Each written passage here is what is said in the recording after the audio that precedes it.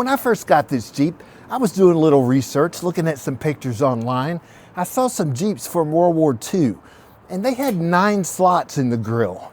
And I was like, mine's only got 7. What's up with that? So I started doing a little research, and here's what I found out.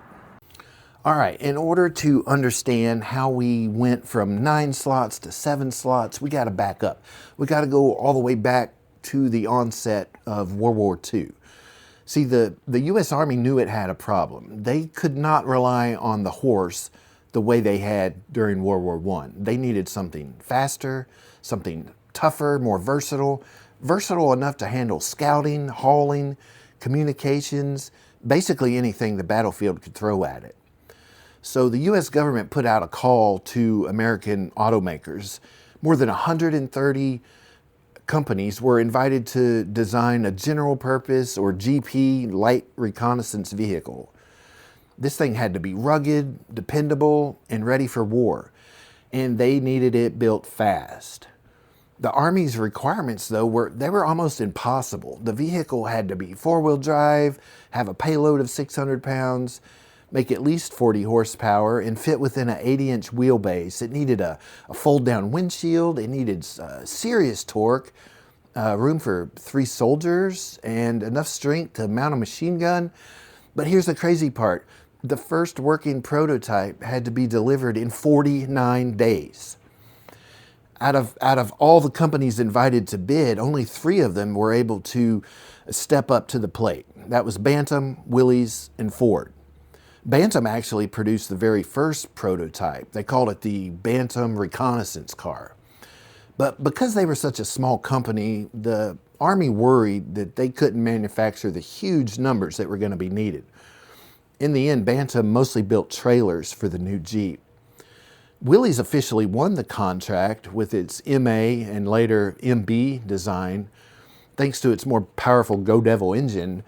But even Willys couldn't meet the production demand alone. The government brought in Ford.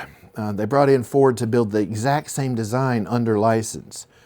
That's why wartime Jeeps came in 2 flavors, the Willys MB and the Ford GPW.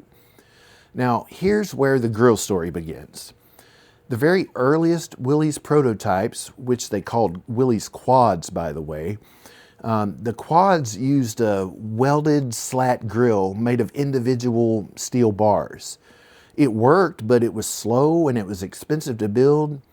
Ford engineers looked at it and said, hey, wait a minute, guys, we can make this faster. So Ford designed a single-piece stamped steel grill with 9 vertical slots.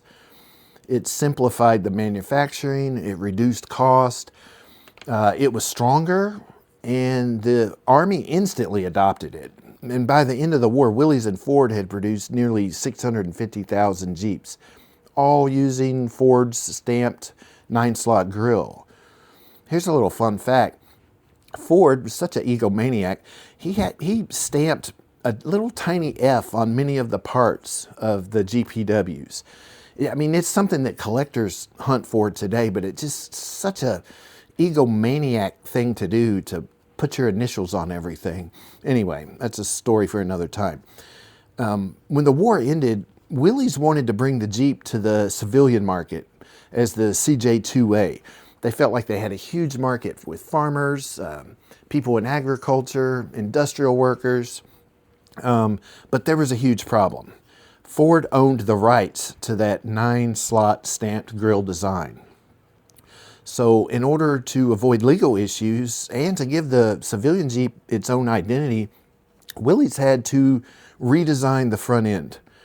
Their solution was now the famous, iconic 7-slot grill. Still stamped steel, still recessed lighting, but now it was unmistakably Willys. And that design stuck. The 7-slot grill not only distinguished the CJ2A from wartime Jeeps, it became the face of every Jeep that followed.